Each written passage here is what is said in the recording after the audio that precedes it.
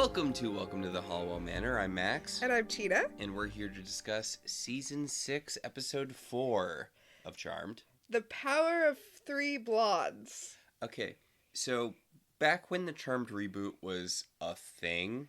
We talk about the Charmed reboot a lot, considering like half of this podcast has seen maybe one episode of it. And the other half has seen like 4.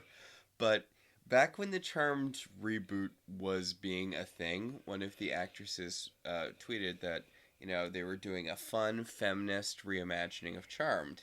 And one of the original actresses was like, oh, I'm sorry, I didn't realize the original Charmed wasn't feminist. And now we're going to talk about the power of three blondes. Whew. I don't know what brought that to mind. Hey, did you know that blonde women are not only evil, but stupid? You know what? Blonde jokes might have to be my time freeze. I feel like we don't get blonde jokes anymore. Oh, yeah, no. Like, I think Buffy and Elle Woods came in and, like, 1-2 punch destroyed blonde jokes. it's weird. I don't feel like they're a thing anymore. Maybe it's just the circles we run in. Because like, we're not, like, literally children anymore. Yeah, but, like, I can't remember the last time I've heard a blonde joke. Yeah. Outside of, I guess, that episode of The Simpsons where Lisa isn't being taken seriously in debate, so she ends up dyeing her hair. I don't recall that episode. I might have watched it. It's a modern Simpsons. Yeah. But it did have the very good quote. Oh, Lisa, only blonde girls are stupid. Blonde guys are evil, like in Die Hard or World War II. Wow. All right, let's get into this episode. Where women can be both stupid and evil. I just have to say, kudos to the costumer in this episode for dressing the main characters in an outfit that is somehow trashy enough that I can say, wait, the sisters wouldn't wear an outfit this trashy, and thus clue me in that it's not really them. Okay, so the last episode was The Cleaners, which blah. I'd say this is our reward for eating our vegetables with The Cleaners, except I like vegetables. Vegetables are good. Like, come on, olive oil, salt, pepper, it's easy. But, like, I feel like this episode is our reward for getting through The Cleaners. Oh, wait, I'm sorry to do this, but I have to put an addendum to last week's episode here. All right. Okay, so in my time freeze, I said that the time freeze was like the very idea that you would call a temp agency for a receptionist. Mm-hmm. And I mentioned that the summer that I graduated high school, I worked for Kelly Services, a temp agency, and I went and I was a receptionist for people, and this was many, many years ago because I am an old. Mm-hmm. I yesterday got a text from Kelly Services asking if I wanted to go work at Temu. Temu? Yeah, the cheap drop shipping thing. Like it's basically the new Wish. Oh, jeez. So I assume it would be like a warehouse or drop shipping job. But that's my point. Like, I'm just saying how accurate my time freeze was. That I used to get called to go be a receptionist. Now I got called to what was obviously like a scam drop shipping job. I'm sorry, I just keep thinking that Temu would be a good fake T-Mobile name for a movie that took place in a world of anthropomorphic animals. Alright, let's talk about Charmed. I'm sorry, our daughter's been watching a lot of that sort of movie recently, and it's got my brain stuck in a thing. So trashy outfits. Oh my god, and the acting, I love it. I love this so much. Paige walks in and she's like, I can't believe that monster, that demon, killed that entire family or whatever. It was so sad. I don't know. I have a soft spot in my heart for bad acting. Yes. So, yes, they come in and they're like, oh no, that demon killed that family. Phoebe's like, I can still feel their pain. Okay, one of the things I like about this episode is how everyone in the universe seems to find Phoebe's empathy power intensely irritating, even when they are evil blonde women pretending to be the charmed ones. Fake Piper's like, yeah, pain, whatever. Yes, we need to look up the demon in the Book of Shadows, the magical book that we use to kill demons, like the one that killed the family. And Phoebe's like, all 17 children. And Piper's like, yes, Phoebe, all 17 children. Phoebe's taking advantage of the yes-anding nature of improv, just going totally off book. No pun intended. Anyway, Piper reaches for the book, and it runs away because the Book of Shadows isn't fooled by acting. It, can mystically tell that you're not the sisters. It's not, you can't, come in disguise and trick it. Yes, because this is not actually the Charmed Ones, as you can tell by the fact that they were proactively fighting a demon. Ooh, burn on the Charmed Ones. But yes, you can tell that they're not actually the Charmed Ones. They shift back into their regular blonde selves. I really thought there would be more recognizable actresses here. One of them is very recognizable, and the other two are some blonde lady. I feel like the one that's recognizable probably didn't want the other two to be, I think it's probably part of getting her on there. Yeah, probably. I feel like there is a timeline where the youngest sister is definitely Tara Reid. Yeah, I could see that. I feel like by this point in time, Tara Reid wouldn't do this. Yeah. Yeah, no, I definitely feel like someone called Tara Reid and was rejected here. Yeah. So there are 3 blonde sisters who are evil witches who are trying to steal the book. They don't have powers, I don't think. They use this perfume potion to teleport away before Piper comes into the attic. Well, they can cast spells because they're witches, but they don't have innate powers like the Charmed ones do. The oldest sister says they're going to do an identity theft spell, which she says they should have been doing from the beginning. They use the perfume potion to teleport away as Piper enters the attic, and she sees the book on the floor, and she's like, ugh, it's going to be a whole thing, isn't it? Okay, yeah, the book is on the floor. Opening credits. Piper is at the bar with her sexy new bartender, Blandy McBlanderson. Yes. He's fine. He's very... It's getting at the end of the evening, and you're like, you know what? I'm just gonna go for it. What was that, What was that song from that Australian band that has that guy who was the crab in Moana? The prettiest girl in the room? Yes. From... Flight of the Conchords. Yeah.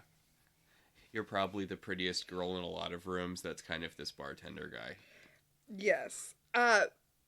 Phoebe comes up and feels the intense attraction that this bartender has for Piper, which makes her want to have sex with Piper. Her sister. Yeah.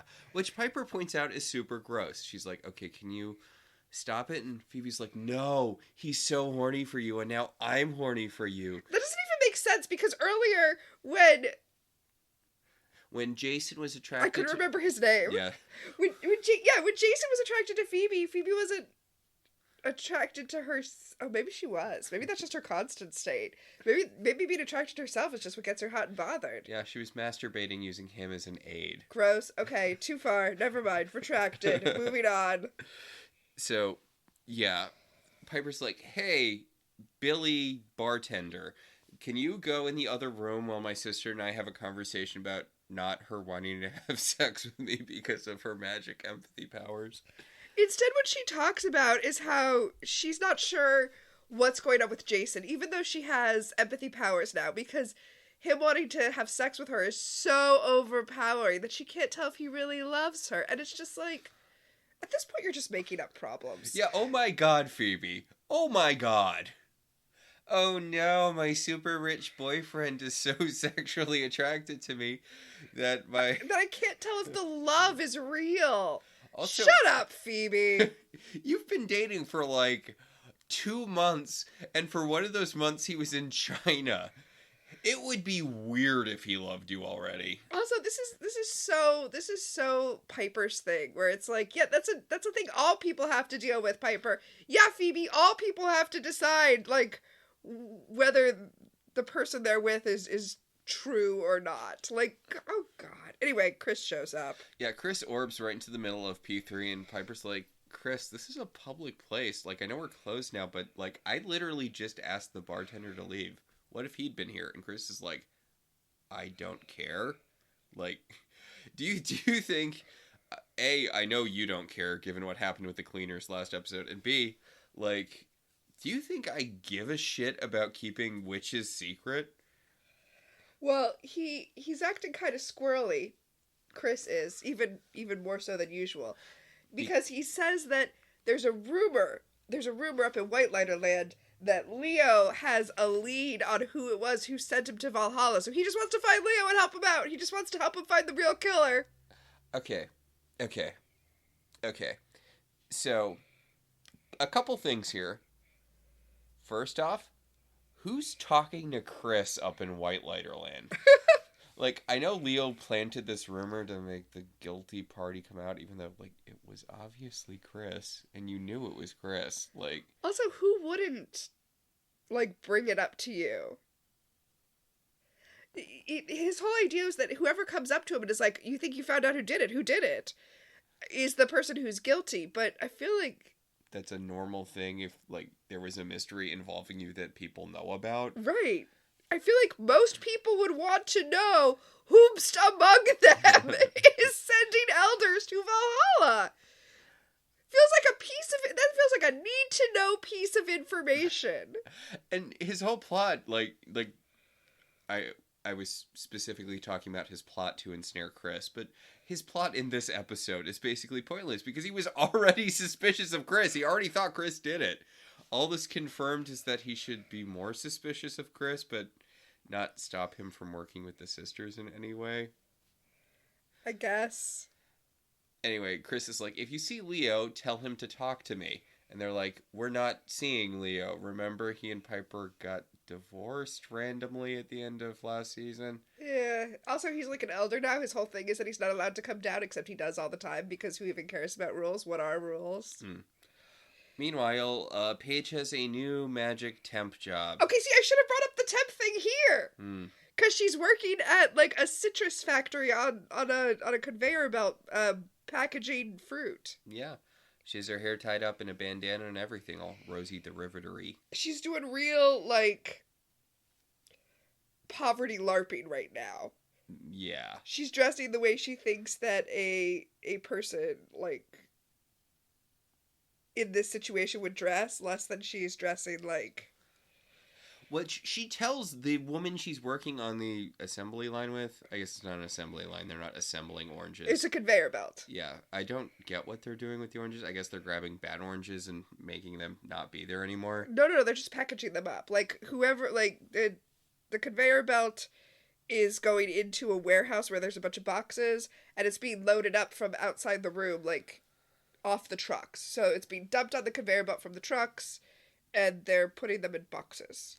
Yeah, she's talking to her coworker, and her coworker's like, yeah, the conditions are really bad here, and we make no money, and machines are always crushing people. And Paige is like, oh boy, I sure do love living a life, that's full of menial labor I can just walk away from at the end of the day and go back to my mansion that I live in for free. And also I have magic powers, but I don't like using them, which is why I'm here. I mean, I don't have magic powers. I don't like magic markers, and there are a lot of them at my cushy office job where I was paid a lot. I don't even... before I quit to do this. Whatever. Remember how her temp job is sending her places where she can do good? It's like the newspaper from early edition. Yeah. And it's also explicitly magic stuff, too. I mean, I guess it wasn't last episode. She just used magic to save the woman from being sexually harassed by shape-shifting into her and hitting the boss with a lamp. I needed to say it. I'm sorry for interrupting you, but I needed to say it. She was sent there to stop a man from sexually harassing a woman by shape-shifting into the woman and physically assaulting him. Okay, but I think the reason that wasn't personal gain is because, like, the powers that be have sent her here. Oh, I wasn't even thinking personal gain. I'm like, how does that fix her situation? No, it did not at all. It did not at all. Congratulations, you framed her for assault. Problem solved. But like the thing with the dog walking thing, that was magic because there was a guy who got turned into a dog, and it was Joe Millionaire. And this is magic because it's trolls, right? Gremlins! Gremlins. Because gremlins interfere with machinery. Oh, yeah, that makes sense. I thought it was trolls because they're little and they move super fast, but I guess that's kind of the only thing you can do with super small people in this sort of show. I just said they mess with machinery, and they do explicitly call them gremlins in this episode, but actually the first thing they do is almost push a bunch of boxes on top of the woman that Paige is talking to, and Paige leaps over the conveyor belt to push her out of the way and save her, and this is, like, objectively good. She saved this woman. Mm-hmm. But when we were watching this episode, I, like, gasped at this point, because I briefly, not temped, but interned at a workers' comp firm, Mm-hmm. and saw a person grievously injured from jumping over a conveyor belt like that. So I was like, no, Paige! Because, like, her jean got caught in the conveyor belt and, like, ripped her leg open. You don't have a white lighter anymore, Paige. Like... Oh, crystal protector. Yeah, Chris can't even heal. Anyway, the woman is like, yeah, this place is cursed. And not, she says it in Spanish first and then says, explains the Spanish word she randomly chose to use in that sentence. It's whatever, it's fine. It's so that you know that this woman is, I guess, a proud migrant worker who's being oppressed by the boss, which is why it's bad that the blonde witch who stole Paige's identity later in the episode formed a union. No, that's just blonde hatred, because then later Paige forms the union and everything's good. Yeah, like we're, you know what, we'll get to it when we get to it. So the three blonde sisters have set up camp across the street. I guess they murdered whoever lived in the house. Yeah. They explicitly say that they killed the person who lived in this house. So keep that in mind. I've been watching a lot of Gem and the Holograms recently. Of course. And I don't know if you, the audience, know this, but the formula for the Misfits, the evil band in Gem and the Holograms, is that there are two evil members and one stupid member. And they have an inverse thing with that going on here. We have one very evil, smart oldest sister, and then the other two are just kind of dumb. And I guess also evil, but, like, mostly they're just dumb. I do appreciate that they're discussing how the powers are going to be divvied up once they steal the sister's identity, and apparently it's going to go in order of age as well, so the oldest one will get Piper's power, the middle one will get Phoebe's power, and then the youngest one will get Paige's power. And they're like, Phoebe's power is bullshit! Nobody wants Phoebe's power! Yeah, like, I feel like this is taken from, like, fan boards or something, because the middle sister's like, oh, do I have to have Phoebe's powers? And the oldest sister's like, yeah, you get levitation, you get empathy, you get precognition, and she's like, oh, yeah, great, I can fly, like, 3 feet off the ground, and I can kind of see what happens sometimes, and who cares how other people are feeling? I feel like this is directly from the internet. Yeah. Sorry, go on. If you're evil, I feel like Phoebe's power is the worst one to have. Although I guess there were some pretty good evil seers. Yeah, but they didn't have Phoebe's powers. Also, like, if you're good, Phoebe's powers are the worst ones to have. Like, empathy... The thing where it lets her channel other people's powers is, I think, probably the most broken thing in this show. If they actually used it. But... So, a vacuum cleaner salesman comes to the door, and they slam the door in his face, and he can't take a hint and knocks again, because he doesn't have the gift of fear. So they let him in, and then they stab him, and then they make up over the slain body. They're like, I'm sorry. Yeah, I'll orb you anywhere you want to go, because the youngest sister was bragging about being able to orb to Aruba whenever she wants. Which, yeah, you know what? Yeah, why is Paige complaining? She should have just kept her social worker job and then, had taken her bathroom breaks on some beach somewhere. Yeah. So, yeah, the evil sisters hug and make up, plotting to steal the sisters' identities. They need all three of the charmed ones to be in the house before they can cast the identity theft spell, so they just have to wait. Yes. In the house, Piper is feeding Wyatt, and Leo shows up on a vague pretense because he's looking for Chris. Okay. It is really cute seeing Leo interact with Wyatt. Like, he's being a really engaged parent in this scene.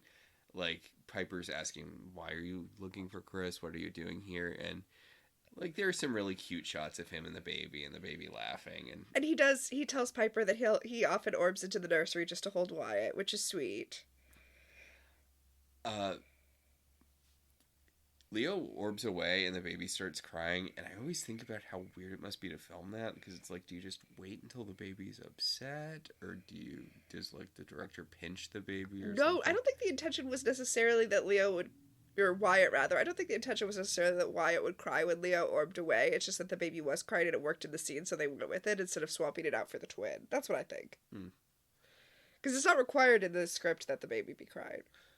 Well, I mean, he's upset when Paige walks in. She's like, what's wrong with the baby? And Piper's like, don't worry about it. And Paige starts talking about the stupid gremlin thing. She's like, I just wanted a normal life, so I got these temp jobs, and now I have to deal with magic shit all the time. Also, I guess you know what? I'm not. It hasn't been a thing since the first episode, and that was trolls. It wasn't gremlins, but there was that thing about you only being able to see them when they're in between spaces, or if you were a child. And that was fairies. That was fairies, but remember, the fairies were fighting the trolls, and they couldn't fight the trolls. Yeah, but these are gremlins. They're totally different. Yes. So Piper, who remember right before the credits found the book on the floor, is like, hey, Paige, did you happen to randomly pick up the book and put it on the floor? And Paige is like, no, it's pretty random. And then the elf nanny shows up to take Wyatt for a walk, and Piper shames her about her ears. And it's like, cover up your ears, or else everybody's going to know about magic. Do you want the cleaners back here again? Nobody wants the cleaners back there. Nope. I do appreciate, though, that they put the nanny into the show, essentially, so that we as the audience aren't worried about what's going on with Wyatt. Like, the nanny's taking Wyatt for a walk so that when everything goes down with the sisters and the blonde sisters, we're not like, oh no, there's a baby in the house! Yeah, which is sort of it's the thing about having a baby in this sort of show. Like, I know Wyatt has his, force field or whatever, but for an episode like this, you do want to take him more out of play, which the episode does, I think, pretty well. Yeah. And hey, there was some setup for that here, because Leo is clearly missing his child, which makes sense. Look at this episode setting up things it needs to set up. So, I know I said this before, but we go to the newspaper where Phoebe's just getting sunshine up her ass about how great her column has been lately. And she says it's because she could just sense what her writers are, the people who write into her, what they're thinking, what they're feeling. And as I said before, and I'm going to say it again, that is not helpful in giving someone advice. Because the whole thing about giving people advice is that you're an outside objective perspective. What they're feeling is irrelevant to the stupid shit they're doing that's causing them to write into you. So, Jason Dean, Phoebe's boyfriend/boss, is in his office again, because I guess he just flies back and forth from China all the time now. Sure, why not? He also got a haircut like Phoebe. It does not look great on him. No, hers looks much better than his. Yeah. But Phoebe starts feeling super horny, and she's like, oh no, this can't happen again. He's like, what? And she's like, we should go out somewhere in public, and maybe you should take a cold shower before that. Yeah, she's like, I want to slow things down. I was so humiliated fucking you in your office while everybody else was standing outside the door watching. And he's like, okay, let's get dinner then. I don't know. From his point of view, he acts like Phoebe's acting really off, both here and then later in the episode when she's not her, but one of the blonde sisters. But honestly, he's the one who's behaving like wild, out of control here. Okay. You know what? I'm going to save it for that scene. So, all of the sisters are coming home now Phoebe and Paige and Piper. Yes, they are all home now.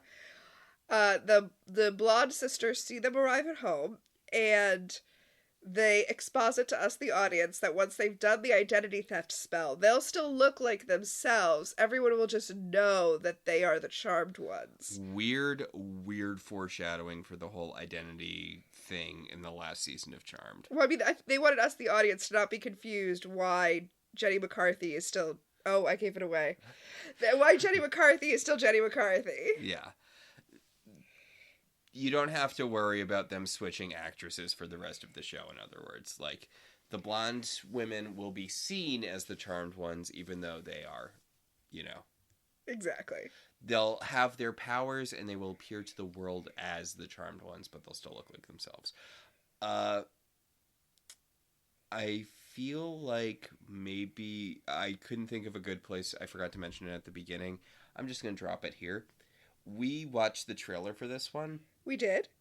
And, I mean, it was all just blonde jokes. Normally, there's something fun to talk about in the trailers because they just focus on the most asinine subplot of whatever episode. But this episode doesn't really... I mean, it has subplots, but they're all really tied into the main plot, which is nice for Charmed. It's a nice thing. Okay, but what the trailer did do is accurately portray the thrust of this episode, which we haven't really gotten into yet, which is that we've called these sisters evil and we've called them unintelligent, but let's be really clear here about what their overriding motivation is. And that is that they are horny. Yes, they're evil, unintelligent, horny women. I do not understand why they did not just go have sex. They were 3 attractive blonde women. They could have had sex before. It really feels like they took over the charmed ones' lives so that they could have sex.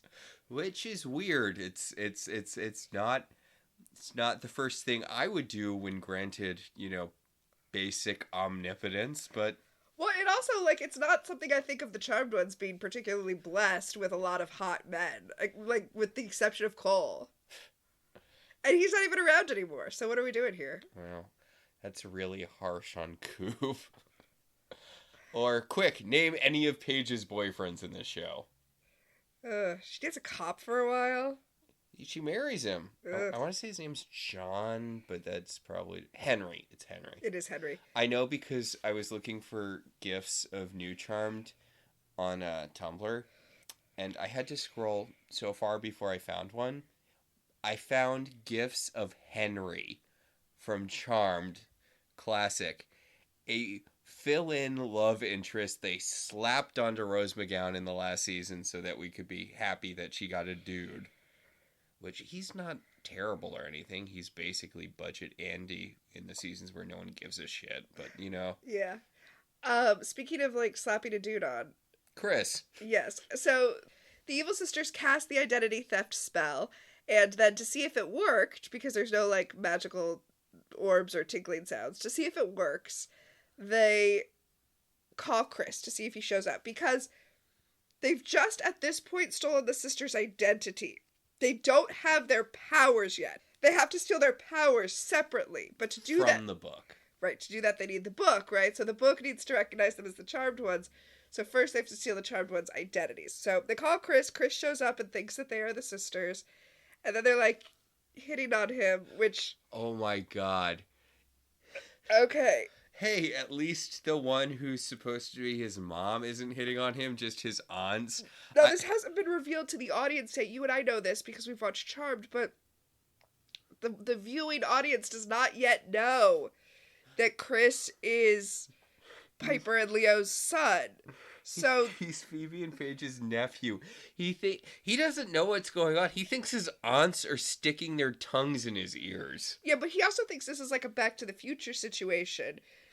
Because he knows that they don't know who he is. I could take any gif of Chris from this episode and just caption it, screaming internally. Oh my god, the trauma this man has, which does not explain at all the thing that he does later in the episode, but I'm just going to assume he's lying about that. But he's like, hey, what are you doing in your neighbor's house, and why are you licking me? And they're like, the oldest sister, being the smart one, is like, There was a murder, and we're trying to figure out what's going on because it's demons, right? It has to be demons. And Chris is like, yeah, probably. I mean, most murders are demons, right? And she takes the knife she used to stab the demon with, and she's like, I think it's from the astral plane. Why don't you go search the entire astral plane for a knife like this? And he's like, what?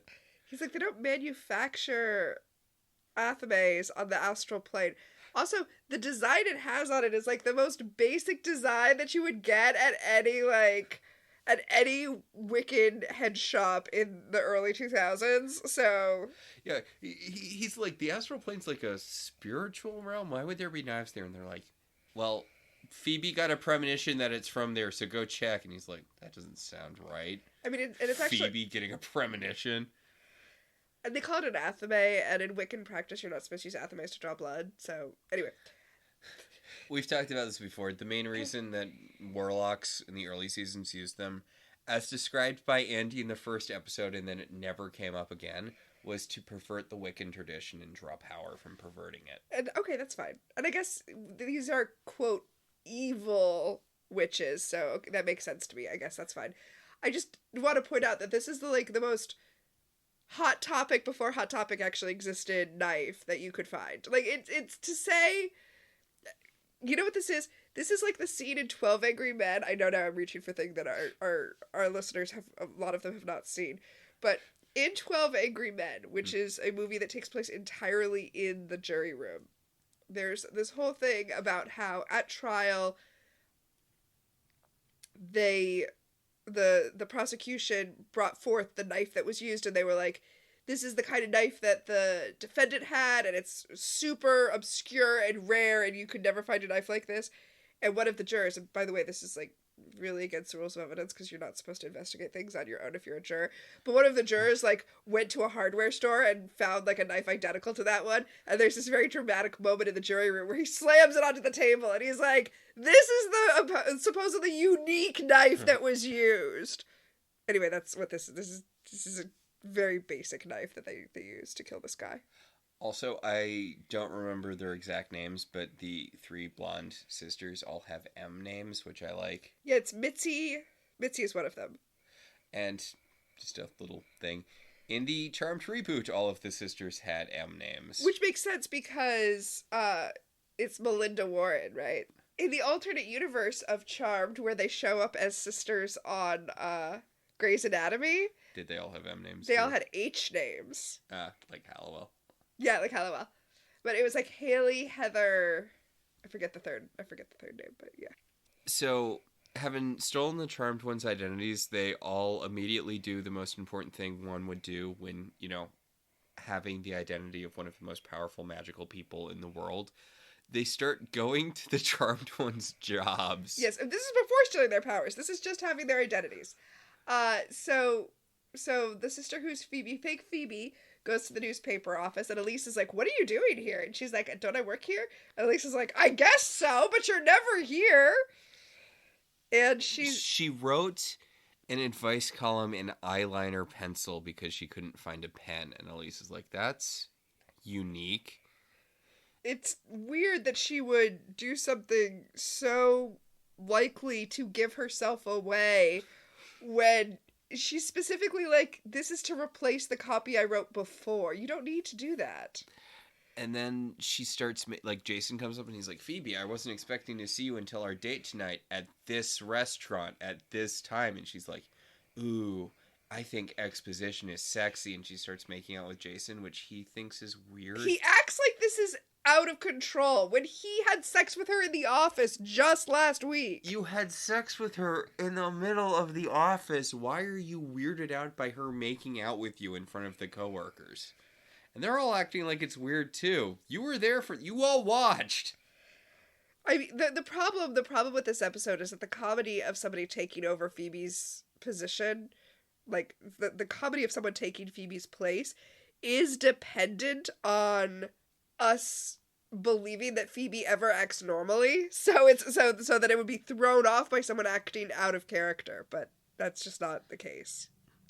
So Paige and Phoebe are working on a vanquishing jail for the imps or gremlins or whatever, I do like, it's not subtle, but we see the marriage shrine and it's a picture of Leo and the blonde woman. Yes. Because we only ever see the marriage shrine when something is wrong. So, basically every episode. Yes. But Phoebe tries to pick up the book after they've finished making the vanquishing gel, and she can't. The book florps away from her because they are strangers to it now. Although, shouldn't they still be able to touch it because they're good? I mean, the book's shields operate morality-wise, not... Yeah. Okay, I think this is proof that the Charmed Ones are actually evil, and the only reason they're able to pick up the book is because they're the Charmed Ones, but maybe we should get into that later. I don't know. I just later, when the Charmed Ones are insisting how good they are, I might just point out, well, remember, in the Three Blondes episode, the book wouldn't let them touch it! So just be ready for that, I guess. Put a pin in it. Also, Piper's on the phone with the club because the band was canceled. Paige gets a call from the fruit packing plant because apparently she's supposedly leading a demonstration over there, which she's obviously not. And Phoebe gets a call from the newspaper because she advocated that people have multiple sex partners. And I just want to point out that she writes for an alt weekly in San Francisco, which in reality at the time, the Seattle, well, it wasn't San Francisco's, but Seattle's alt weekly at this time and currently. The advice column was written by Dan Savage, so let's not act like, oh, have lots of sex is somehow outrageous for an advice columnist in an alt weekly to write. Also, since when is Phoebe against having multiple partners? I mean, I guess maybe, like, at the same time. I think it's implied that they met at the same time. Oh. I mean, even, maybe not current Phoebe, but I feel like that wouldn't have been out of the realm for, say, season 1 Phoebe when she was likable and interesting. Okay, so one of our secret powers was going to be actually answering Phoebe's letters, and since she has become Ask Phoebe, we have gotten one letter from her. I'm shocked at how few letters we've actually gotten from her. Yeah, that was supposed to be a segment. You were letting us down, especially considering how much Phoebe complains about work. We never get to hear any... Yeah. And we don't hear what this letter is either, but I'm just going to assume the letter was like, I'm heartbroken, how do I get over my heartbreak? And the real Phoebe was like, oh, I sense how heartbroken she is. That's not helpful! Sorry. Let me put that aside.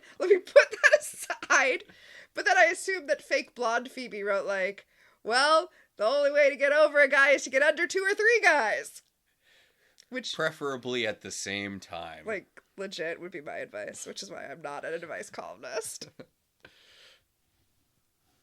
Whatever. I mean, whatever. Dick is plentiful and low value. Just ride a bunch until you feel better. It's my advice for most things. You should write an advice book. It could be the next Men Are From Mars, Women Are From Venus, but you have to title it that. It'll be the next He's Just Not That Into You. It could be the next The Secret. No, I guess it would be The Rules, right? The Secret was... Oh, yeah, it would be The Rules. The Rules. Yeah. Alright, I'm writing it in my head right now. Okay, let's keep going. So, they figured this weird thing with all of their jobs probably has to do with the book not liking them anymore, and it's probably some weird magic bullshit they'll have to deal with. Phoebe's actually not wearing a super work inappropriate outfit for once. I mean, it's got a lot of cleavage, but it's...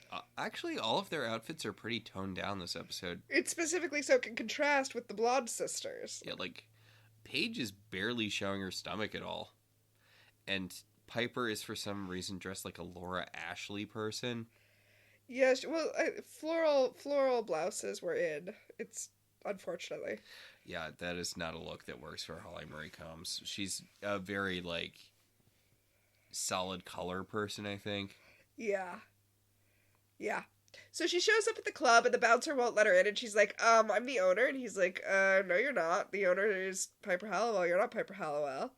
And she's like, hey, bartender, tell him who I am. And the bartender's like, sorry, I was banging it out with the owner. I don't know who you are. Oof. Because he was banging it out with the blonde sister, with evil Piper. Yeah. Because, like I said, they basically just took over the sisters' lives so that they could have sex. Feel like they went to a lot of trouble to have sex when, as I said, dick is abundant and low value. They didn't need to go to this much trouble. So the faux Piper sees Piper yelling at the bouncer And she's like, oh, fuck this, and runs screaming into the night, leaving the bartender to deal with Piper. And Piper's like, you didn't have my back at all? And the bartender's like, I don't know who you are. I mean, I just saw you freeze a guy. I feel like I should have questions about that, but like, eh. Also, way to not accidentally blow up that guy, Piper. Right. Over at the fruit packing plant, evil ? Paige is leading a rally. I guess the evilness here is that it's very confusing, right? Okay, so She wants equal pay. equal to what? One of the signs has a female symbol on it where it says equal pay, which definitely implies that women are being paid less than men, which I don't doubt. Yeah. But has not been brought up. I would also think that everyone here would be being paid, like, I'm assuming minimum wage because Paige's temp agency sent her there, so they probably wouldn't be able to do under minimum wage if there's a temp agency sending people there. Because normally I assume these places are running at sub-minimum wage. Well, I mean, they definitely wouldn't have called a temp agency, so we're already out of the realm of what's going on. Also, the sign that fake Paige is waving just says union on it. Not even unionized, just union. Union. Just so you know, unions exist. I declare union. And I know she's evil. This isn't very evil, though. She's not like... Well, no, I was gonna say I know she's evil, so it's not fair for me to expect her to know the intricacies of, like, organizing, but this isn't how you start a union. I mean, shouldn't she be, like... She should be, like, organizing a card check, right? Where... So, the way that you unionize is, the first thing you do is you reach out to, like, the local union that you want to join, right? And then you get these cards that say that the employees would like to form a union. And when a certain percentage of employees sign the cards, then the union takes you on. And then the employer is, like, forced to negotiate with them. They have to, like, accept the outcome of card check. Or else, like, there's a whole process that happens if they choose to not accept it. And then at that point, that's when you strike. That's what's going on with Starbucks shops right now. They've done card check and the employer and Starbucks is not accepting it. That's why there's a bunch of the Starbucks that are striking right now. But what I mean is, there's a process, and the process is not writing union in bubble letters and standing on the conveyor belt. See, I was going for more of a, if she was being evil, shouldn't she be trying to stop them from unionizing? Wouldn't that be the thing to demonstrate? That would be the evil thing. Like, yeah. She should be, like, teaming up with the boss to be like, these are the people you should have the gremlins drop tractors on or whatever. Also, it should be revealed that the boss knew that the gremlins were a thing and was using them to get rid of problem employees. That would be so much smarter. Were I to rewrite this episode a little bit, which, don't get me wrong, I am very much enjoying this episode, but, like, I know we're complaining a lot because it's a podcast, that's what you do, but I think this is genuinely a lot of fun. Yeah. So, not evil Paige, regular Paige classic, shows up and the security guard stops her from entering, and she flashes her ID at him, and we see that the ID now has a picture of blonde evil Paige.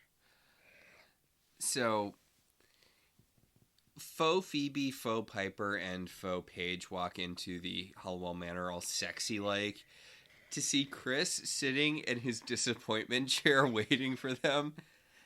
And faux Piper gets ready to stab him, and faux Chris is like, ladies, I'm very disappointed that you were slacking instead of doing your witch work. You obviously sent me on a wild goose chase so that you wouldn't have to work. And then fake Phoebe's like, oh, you caught us, and starts, like, nuzzling up against him. It is not okay.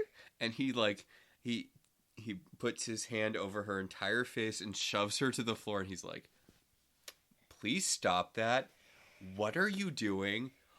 Why are you not focusing on whoever was murdering people in the house across the street? And they're like, actually we were, so you're stupid.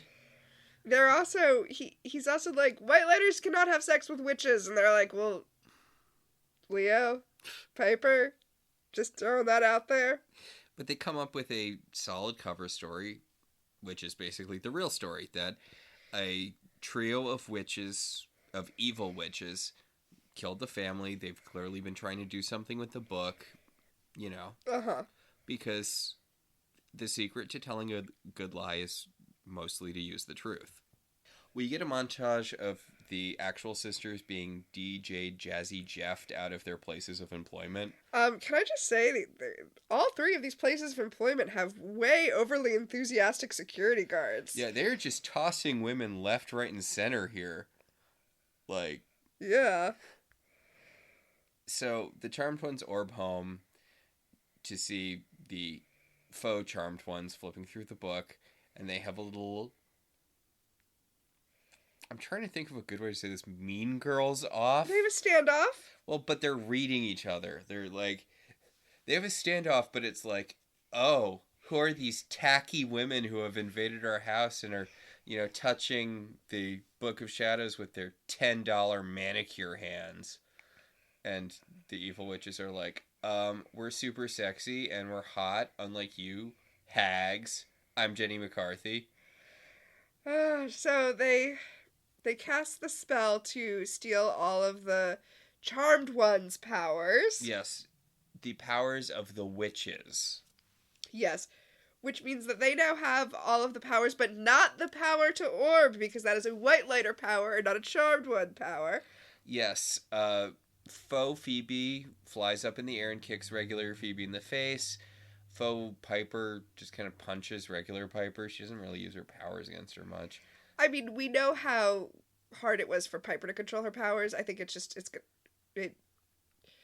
makes sense that she can't use it right away. Also, nobody shouted Piper freeze them, which is the way the power works. Yeah, and faux Paige tries to hit Paige with a lamp, and Paige just orbs out of the way because orbing, White Lighter power. Yeah, so theoretically she should still have telekinesis, but I don't think we see her do anything telekinetic in the rest of the episode. Yeah, I wonder if faux Paige got like regular telekinesis because it doesn't have the White Lighter like effect on it. I mean, she should, but okay. I'm sorry. I just really need to dissect this right now. Mm-hmm. Okay, Paige's orbing kind of takes the place of the telekinesis. Instead of telekinetically moving things, she orbs things over to her. Yes, or over to other people. Like when she orbs energy balls into people. Right. But she would be able to do that anyway with her White Lighter power, right? Or would she only be able to use orbs to teleport? Okay, the thing about that is we have seen White Lighters use telekinesis on a couple of occasions just by themselves. Also, Natalie could throw energy balls, which doesn't seem like it's a regular White Lighter thing. It's definitely not. And we know Leo has levitation as part of his repertoire. So, like... I don't know. Well, and what I'm wondering here is her White Lighter power so entwined with the telekinesis Charmed One power that the evil Paige can't get anything out of her? Or does she have a telekinesis that we just never see her use? Because I'm pretty sure we don't see her use it.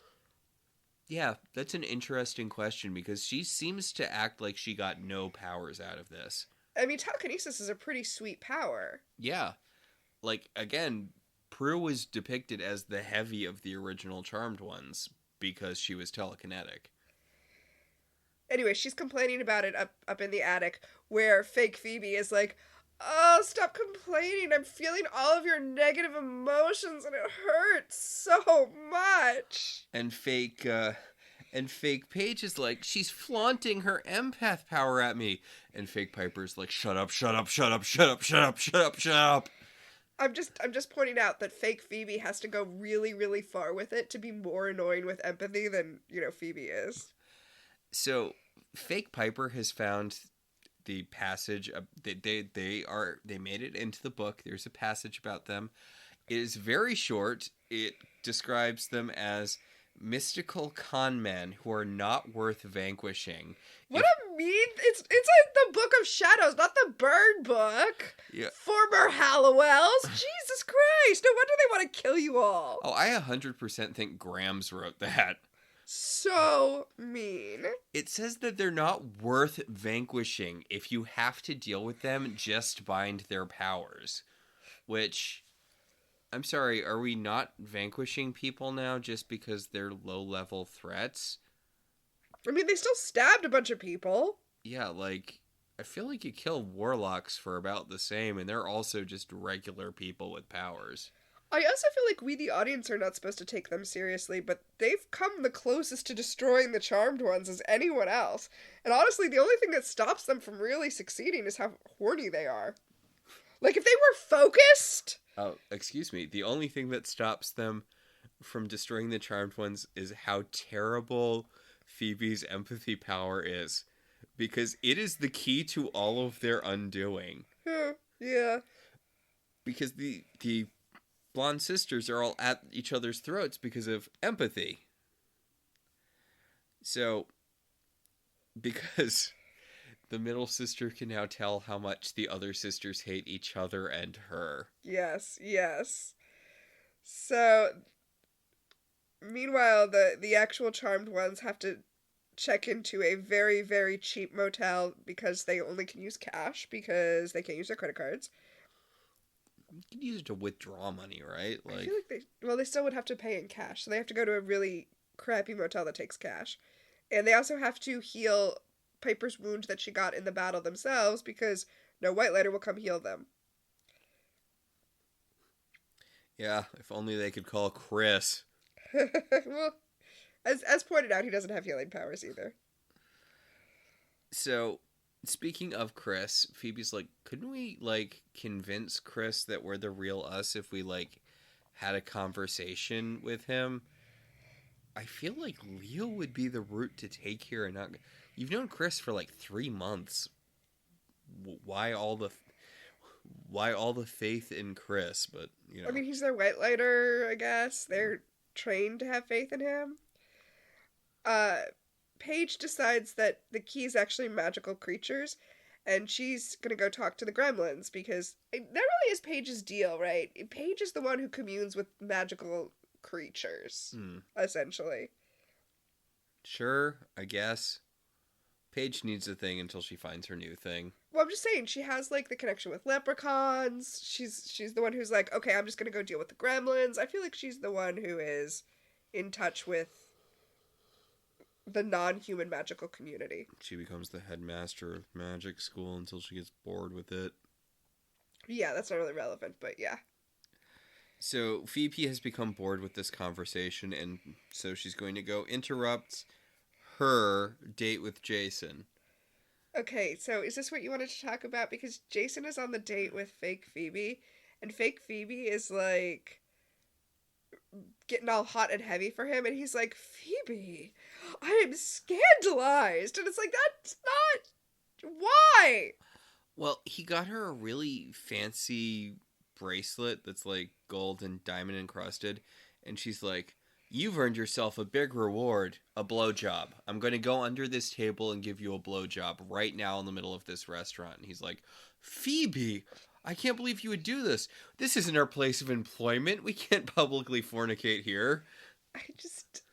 This is a nice restaurant. I mean, yes, it is a nice restaurant, and yes, you should not have sex in the middle of a restaurant, but how is this out of character? How is this out of character? He's like, Phoebe, I've never seen this side of you before. I'm not sure I like it. And it's like, you had sex with her in the middle of your office. Okay, and two things. Number one, he acts like he's kind of upset because he's like, I thought you wanted to take things slow. I thought you cared about me and, like, love. But instead you're just like, it seems like all you're interested in is sex. And it's like, okay, chill out, dude, because that's what you've been this whole time. And the second thing is that when fake Phoebe comes back out from under the table, her hair is so messed up. Her blowjob technique needs some work, because her hair should not be that messed up just from the act of putting a penis in her mouth. She didn't even get to that yet. What happens when she eats?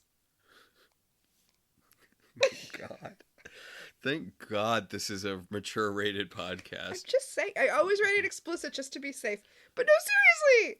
Her hair is way too messed up for what she did under that table. Okay, this is going to sound like a divergence, which it is. But oh no, so unusual for us.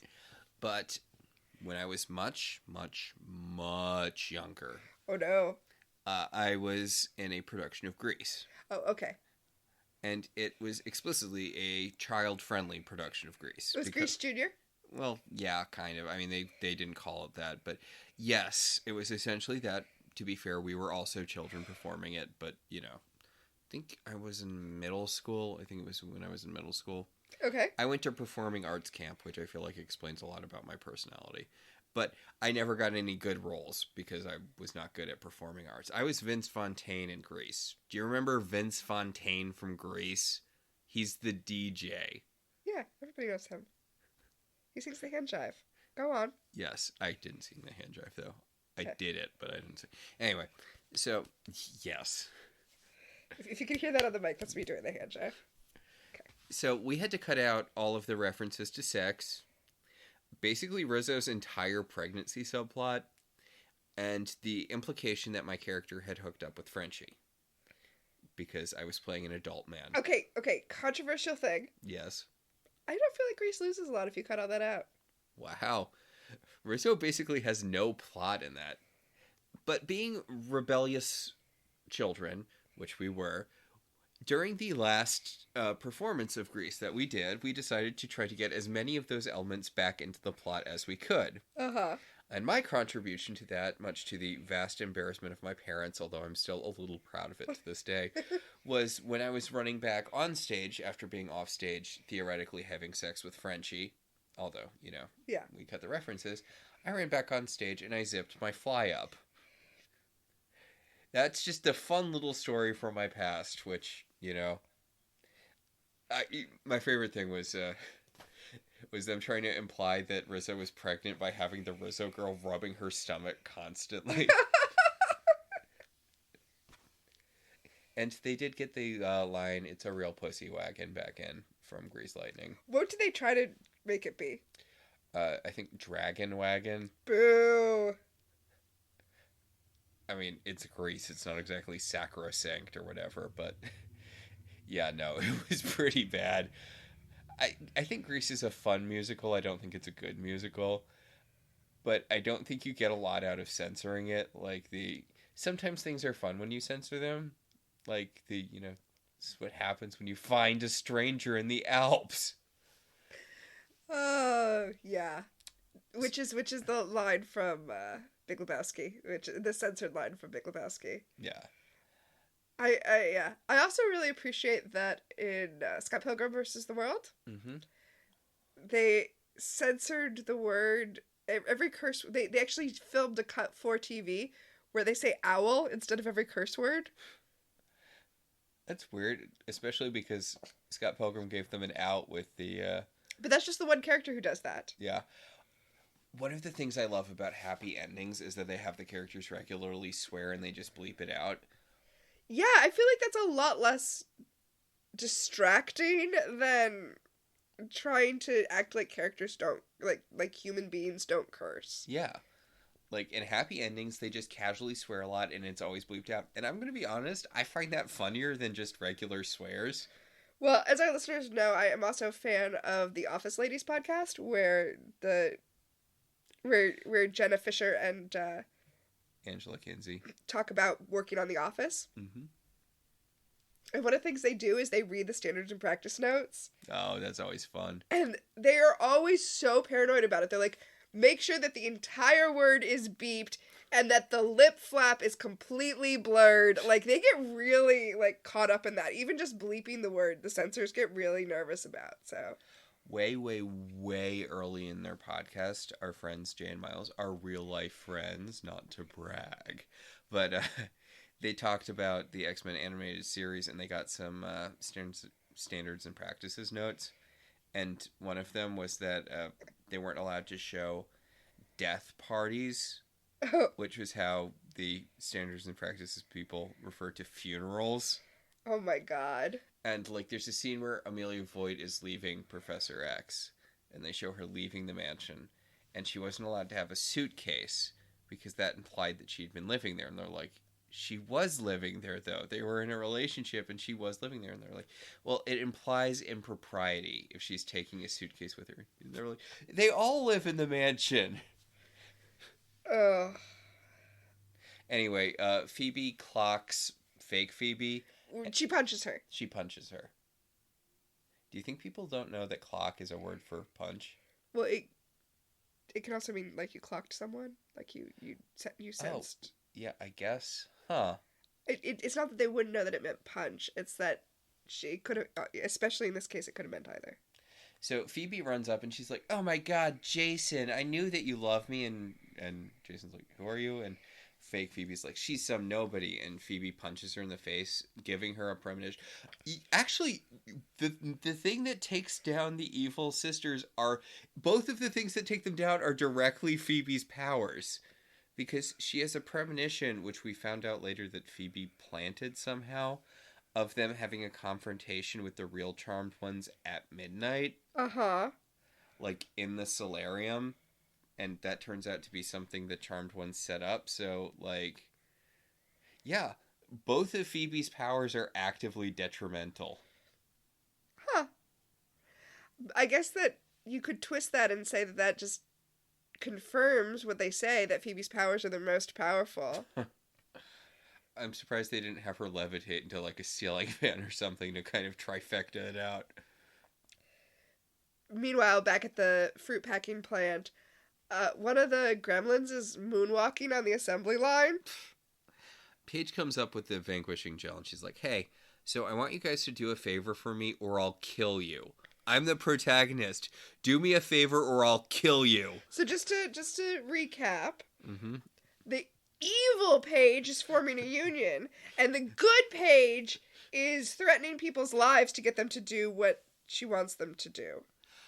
We also did get a scene earlier in the episode when the blonde sisters were spying on Piper and Wyatt, where they wanted to kill the baby, but the oldest sister was like, "We can't kill the baby. It will tip everyone off. If the Charmed Ones kill their own baby, it will immediately tip everyone off. We'll just foist him off on the nanny like rich people do." Yep.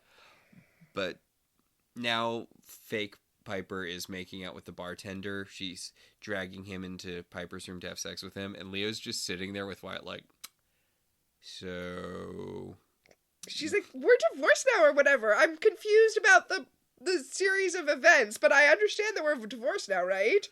And Leo's like, "But I just told you earlier this afternoon that I come into the nursery and hold Wyatt, and then you brought a guy in here to fuck." So that feels very pointed. Also, the elven nanny told me you left Wyatt with her for 18 hours.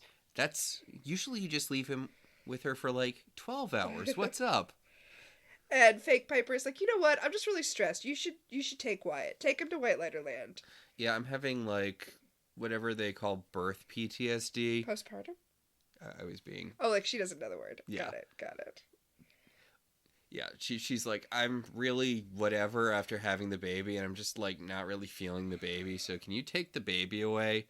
And Leo's like... And he does. And I know I said that I appreciate that they took the baby out of danger so we, the audience, didn't have to stress about it, but Leo, come on, get your shit together. Like, recognize that this is not Piper. Yeah, exactly. I kept thinking about Buffy, right? And this year's girl. And the fact that Buffy... Okay, so in this year's girl, for the one person in our audience who hasn't also watched way too much Buffy the Vampire Slayer, as we have, that's the episode where Faith and Buffy switch bodies. And Faith ends up having sex with Buffy's boyfriend because she is in Buffy's body. And Buffy gets mad at Riley. And... for not clocking that it wasn't Buffy. Right, like... And she's aware that this is unfair of her. But, it's... Is it Spike who explains it who explains it in the next episode? No, it's Jonathan. I thought, okay. Because Superstar happens. Yeah, okay. I mean, Jonathan says it to her. He's like, "Of course you're upset." He looked into someone else's eyes and didn't see that it wasn't you. And that's especially meaningful because in the episode where Giles is taken over by a demon, or where Giles is put into the body of a demon, or like he's turned into a demon. Yeah. By Ethan Rayne. In his last appearance in the show, which just feels weird, but... Yeah, like Buffy looks in his eyes and immediately knows, oh, it's Giles. It's fine. It's okay. It's Giles. And when she and Faith switch bodies, she goes to Giles and she reminds him of that. She's like, remember when I looked and I knew it was you? I need you to look and know it's me. And he's like, of course I know it's you. Giles immediately knows. And I'm not saying it's fair to Riley, especially because he was, I mean, there's definitely, he was definitely assaulted in not knowing, like, in Faith taking over. Like, that's not okay, right? None of that's okay. And what is weirdly a running thing for Faith that's never called out. Faith is evil, though. Like, she also assaults Xander, and no one ever brings that up. Yes. But she is evil. Yes. But it makes sense for Buffy to feel like Riley should know when it's her and when it's not her. Like, it makes sense for Buffy to be hurt here.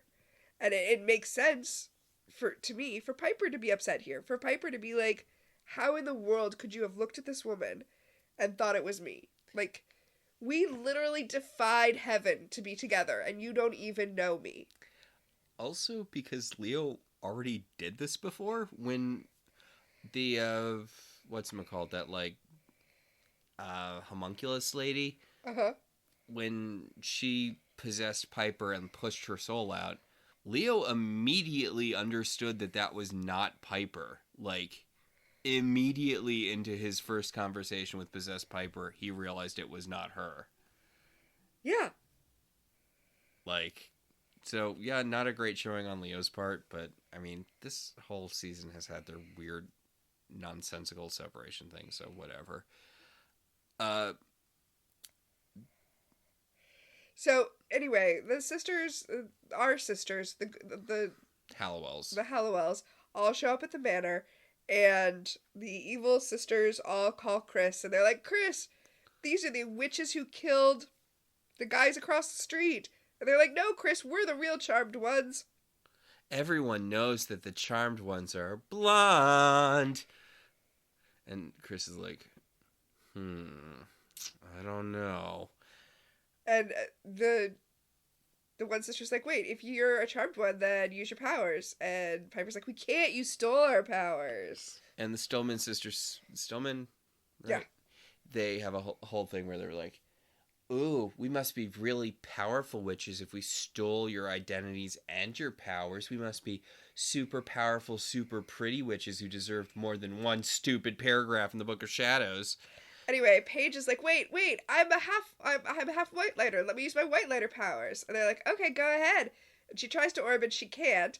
And then Chris is like, oh my god, you put anti-orb spells around the house. You definitely can't be the Halliwells because you fucking cast wards. No, I'm just kidding. He's like, oh, they're not the charmed ones killed. Blow them up. Who cares?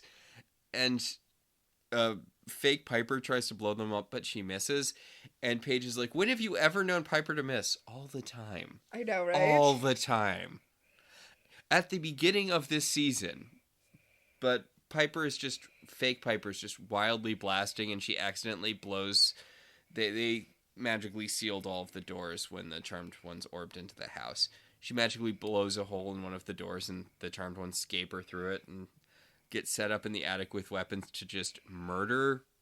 Weapons that, by the way, they say are demon leftovers.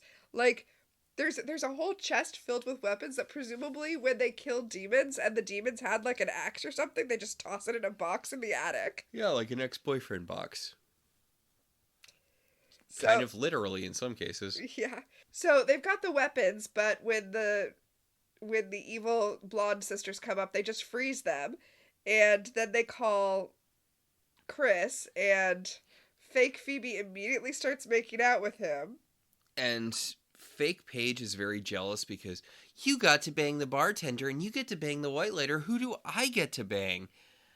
And fake Phoebe starts getting overwhelmed by all of their emotions, and she's like, oh my god, your jealousy, it's so strong, and you think that you would be better off without the two of us, and, you know. Yeah, basically evil contains the seeds of its own undoing. Also, there's this weird thing, which I feel like we have to mention, even though I would like to skip over it, but I feel like we should mention the fact that when she's like, you got to sleep with the bartender, and you got to sleep with the white lighter, fake Phoebe's like, I didn't sleep with the white lighter, and Chris is like, yes, you did, which I get he's doing it to, like, I get them to fight because he's figured out that they're not the real charmed ones, but Okay, so it's a weird thing to lie about. well, what's weird is because so basically he's goading them on because he notices that the book is reacting to them fighting. He realizes that they're gonna lose their powers if they like get too mad at each other. Which is an established thing in this show. We've seen it before. It was way back in the Prue days, but if the sisters Yes. got too mad at each other, they would lose their powers. So he is goading them, but the real weird thing here is that when he goes along with yes, we had sex, that fake Phoebe isn't like, wait, no, we didn't. Right? What are you doing now? Like fake Phoebe should know it's a trick, but I guess she can't because she's so overwhelmed with her empathy powers that she can't really pay attention to what's going on. Although should be feeling the deception from Chris, but I guess she's overwhelmed. So they all start fighting because of fake Phoebe's empathy powers. The book, takes the powers away. It does the thing where the Triquetra splits into 3 separate things. The blonde women lose their powers, and the charmed ones unfreeze and beat them to death with their bare hands. But first Phoebe steals the necklace back. It was a necklace on a bracelet that Jason gave to fake Phoebe. And Phoebe's like, that's mine! Yeah, each of the sisters one punches one of the blonde women. And by the way, they knock them out without having their powers back. Once they knock them unconscious with a punch, which, by the way, if you punch someone unconscious, that's a concussion. Anyway, after they've given all of the evil sisters concussions, then they get the book and cast the spell and get their powers back. And that's what white lighters are for. Oh, wait! And then we find out that the way they dealt with them was not by vanquishing, but rather by binding their powers and then giving them to Daryl to arrest them for the murder across the street. That's cold-hearted. Honestly, I feel like you would be better off vanquishing them because they were so offended that they weren't worth vanquishing and you didn't vanquish them. That's so mean. Yeah, that is mean. It's weird that not murdering them was the meaner choice here. Especially, it feels really weird for this show. Like, it feels weird for them to not kill the villains, which is probably bad, right? It's probably bad that murder is their default solution to literally everything in this show. It is weird. Anyway, Leo's bringing Wyatt back, and he's like, hey, I brought Wyatt back. Sorry, I didn't recognize that you had your identity stolen. And she's like, no problem. You should come by and see Wyatt whenever you want because you're a good and supportive father. And whenever I'm not here, she quantifies it. She's like, you should get to see Wyatt whenever you want, except when I'm here. But speaking of him being a good and supportive father, he's like, hey, Chris, I heard you wanted to know who it was who sent me to Valhalla. Well, I just said that because obviously the guilty person would come asking me about it. And Chris is like, okay, let me know how that works out. Okay, I know that this is irrelevant to the situation, but I feel like the whole threatening conversation Leo is having with Chris is somewhat undermined by the fact that they're both wearing sweaters. I don't know why. It just... it seems really weird for, like, Leo, a man wearing a two-tone sweater, to be like, I know what you did, Chris, and I'm gonna take you down. I may not have evidence, but I'm gonna take you down. And Chris is also just standing there wearing a sweater. I don't know. For some reason, the whole them both wearing sweaters thing really threw me out of the scene. I have no idea why. It's not the dumbest outfit anyone has had while having a very serious conversation in this show, but... Yeah. So, Paige is meeting with the gremlins in a junkyard. Apparently... She's brought them there. Yeah, apparently the fruit packers unionized off-screen, so yay, that's all taken care of. And she can't have the gremlins messing things up anymore, so she took them to a junkyard so that they could mess up all of the trashed cars to their heart's content. Yep.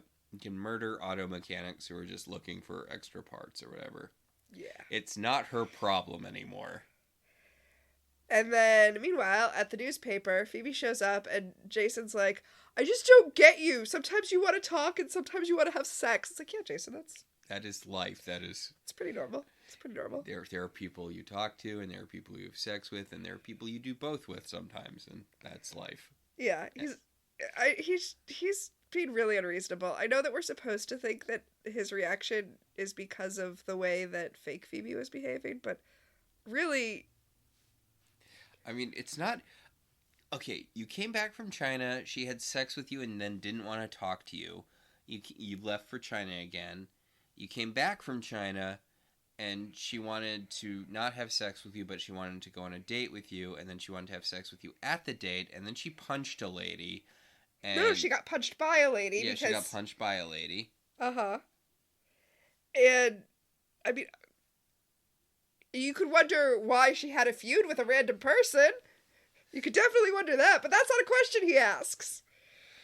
He also doesn't ask... Oh, I guess they made everyone forget about the riot. Yeah, he doesn't ask about the riot. He does ask how her nose is feeling, and Phoebe's like, it's okay. My face can take a lot of punishment, which feels like something you would follow up on, but...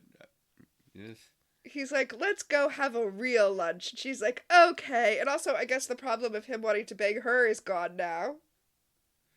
Yay. I mean, because she's not acting like that's a big issue. Yeah, she's no longer overwhelmed with his horniness for her. Okay, so we made a lot of jokes and we poked a lot of fun, but we've had a lot of fun here tonight. But on a serious note, no, get your children vaccinated. Oh yes, serious. Okay, we're jumping in with both feet. Sorry, I felt like a good. Okay. Yeah. I actually really like this episode. It's dumb. It is so dumb, but it's fun dumb, and that's why Charmed sticks around. Yes. Like that's why I'm probably going to keep rewatching it after we finish this podcast, which I don't normally do with shows, we've done podcasts about. But, Charmed is... It's fun when they just lean into the whole hokey, campy, weird witch show thing. And this episode definitely did that. Yeah. Much like the Charmed ones, we have our own power of 3. The first power in our pack is Premonition, who in this episode is, was, or will become famous. So, you mentioned it, and I mentioned it, and I think I mentioned it in the preview for this, but this episode starred noted child murderer Jenny McCarthy. So, Jenny McCarthy started out her career as a Playboy model. She was Playboy Playmate of the Year in 1993. But then she came to mainstream prominence as the co-host of MTV's Singled Out. That's what I knew her in first, because that was the... I knew her as the non-Pamela Anderson opening Kill Girl in Scary Movie 3. Ah. Scream 3. She was in Scream 3. No, she was in the opening of Scary Movie 3 as the non-Pamela Anderson person. Oh, weird. She was in both the real movie and the satire of it. That is weird. Although the third Scary Movie is a satire of The Ring. Gotcha.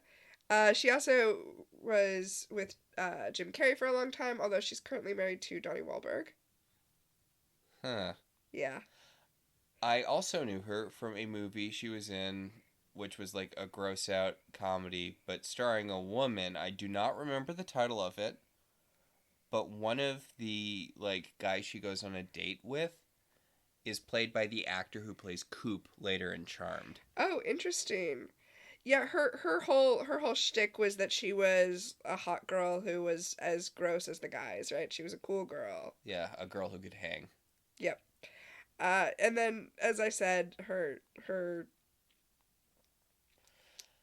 whole thing now is that she is an anti-vaxxer. Her whole thing was that she was an anti-vaxxer. She was a very staunchly anti-vax person. She went back on that. Well, that's good. She went back on that hard. But after she did a lot of damage by convincing a lot of people to not vaccinate their kids, which has led to a rise in a bunch of diseases that we thought we had beaten before. Because anti-vaxxing is a bad thing, and just seriously get your kids vaccinated. Okay, I don't wanna have to get too deep into this, but I'm going to because it's Autism Awareness Month anyway. Okay. Vaccines don't cause autism. Just flat out they don't. That's been debunked a million times. Yeah. I'm just throwing that out there. But if they did, what are you saying if you think that it's better that your kids get whooping cough than be neurodivergent. Like what is this saying? So basically fuck any anti-vaxxer. Well, it also turns you gay and makes you into a cell phone tower or something. I'm sorry, I'm not caught up with the modern things with anti-vaxxing. I think it's also something with, like, it's the new mark of the beast. Yeah, and just how the government tracks you. Like, the government tracks you with your phone, like a normal person. Right? You can't really debunk conspiracy theories because they're like hydras, right? If you just cut off one head and two more pop up, but just vaccinate your kids, people. Yeah. And, get your own vaccines as well. Yes. Vaccines are a miracle. Yeah. Get the new COVID-19 vaccine. I'm sure there's going to be a new one by the time I say this. Okay, wait, so I actually read something really, really, I'm going to end on something positive here in this segment. Okay. Totally unrelated to Charmed, but something really positive. So, as you may or may not be aware of the way the flu vaccines work, the flu vaccines that come out every year, the flu shot, it identifies a couple of strains of flu, whichever strains of flu we think is going to be most predominant that year, and that's what you're vaccinated for. And some years, we misjudge, and the vaccine doesn't cover the flu strain that ends up being a big deal that year, and then that's a really bad flu year. But it seems like I read an article about how we're really close to getting a strain agnostic flu shot that just covers all of the flu. And the reason we're close to that is because of all of the research that went into vaccines for COVID. It turns out that there's going to be we made giant leaps in our ability to vaccinate when we were doing all this research for COVID. And so it's going to be a good thing that's come. We're going to be getting all of these great vaccines in the next few years. Get those vaccines! Seriously, But I'm ending this on a positive note here. Yes. Modern medicine is a miracle. So yes, Jenny McCarthy was in this episode. Oh, right. That's where we started. That'll take us to the second Powder Pack, Time Freeze. What specifically dated this episode?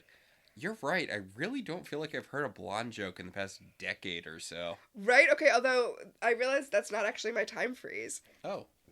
My time freeze came when they bought the motel room with cash. You can't do that anymore. I don't care how cheap the motel is.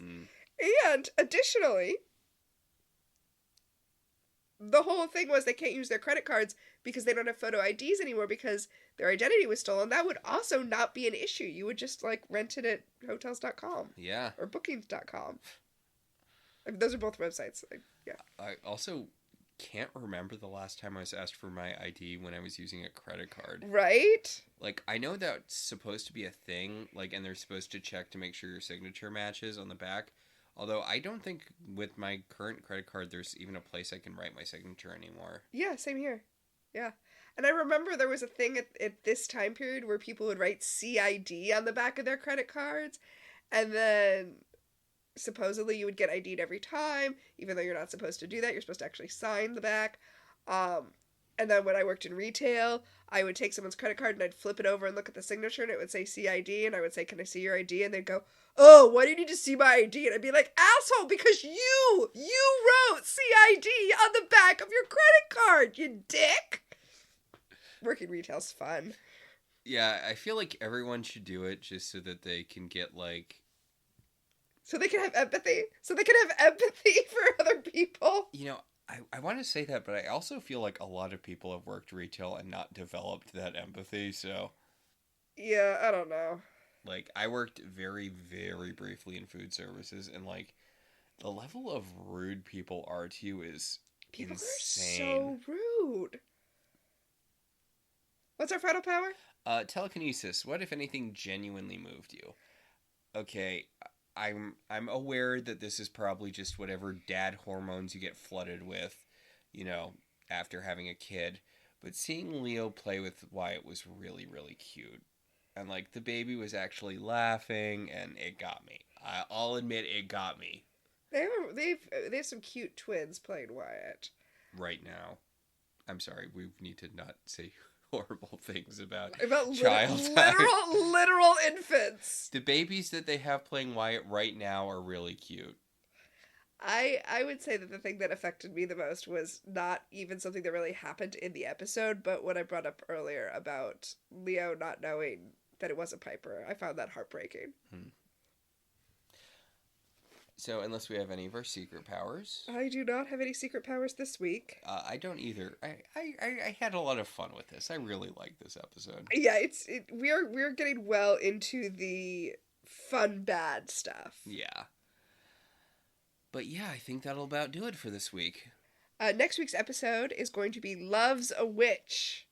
And the Peacock description is the sisters contact a vengeful ghost who's been fomenting trouble between families.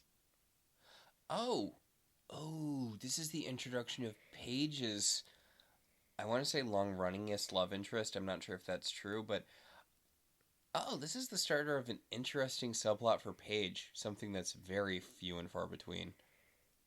I'm sorry, I'm scrolling ahead. We are well into the good bad episodes. I'm so excited. Oh, it's coming up.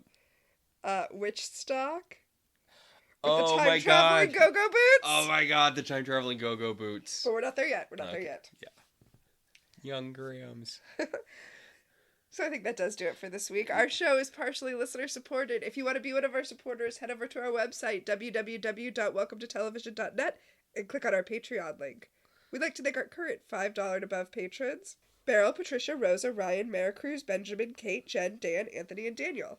If you'd like to support the show in other ways, you could always rate and review us on Apple Podcasts. It helps other people find the show. If you want to talk about this episode or any episode of any television show, you can email us at ilovetelevisionzines@gmail.com, or you can tweet at us at ilovetvzines, or you can find us on Blue Sky at Welcome to Television. So until next time, I'm Max. And I'm Tina. And this has been Welcome to the Halliwell Manor.